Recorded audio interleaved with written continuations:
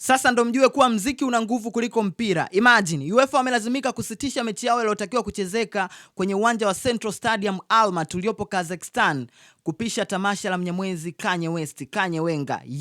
Sikia, mchongo ulikuwa hivi, waandaaji wa michuano ya mabingwa barani Ulaya, UEFA Champions League, walikuwa tayari wameshapanga schedule, tarehe na mechi ambazo zitachezeka za kufuzu michuano ya mabingwa barani Ulaya, UEFA Champions League kwenye mji wa Kazakhstan. Na miongoni mwa viwanja ambavyo vilibidi kutumika kwenye michuano hiyo ni kiwanja kinaitwa Central Stadium Almaty kilichopo Kazakhstan. Sasa baada ya Mnyamwezi Kanye West kutangaza concert yake ambayo itafanyika tarehe 14 mwezi Agosti mwaka 2026 na akawa amechagua pia kuifanya miongoni mwa show yake kwenye uwanja wa Central Stadium Almaty uliopo Kazakhstan.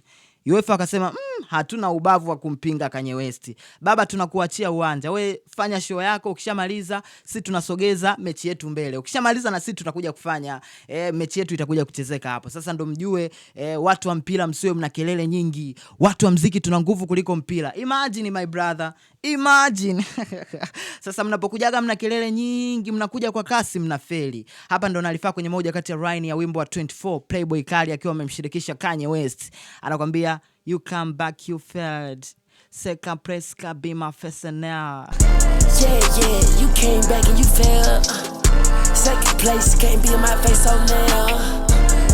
Yes, bana, hii ni miongoni mwa taarifa kubwa sana ambayo imewashtua wengi sana kiukweli. Mpaka sasa hivi mwenyewe nakaa najifikiria, kweli mziki una nguvu. Ndio maana kwenye moja kati ya speech ya Kendrick Lamar alipokuwa anapokea tuzo ya Grammy mwaka 2025, alisema kwamba nothing more than rap music. Yani akiwa na maana kwamba hakuna kitu kingine kikubwa zaidi cha kuishinda game ya muziki wa hip hop duniani.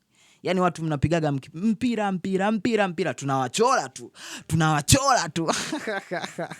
Bana, mimi naitwa Bounce, the king of entertainment content creator in East Africa.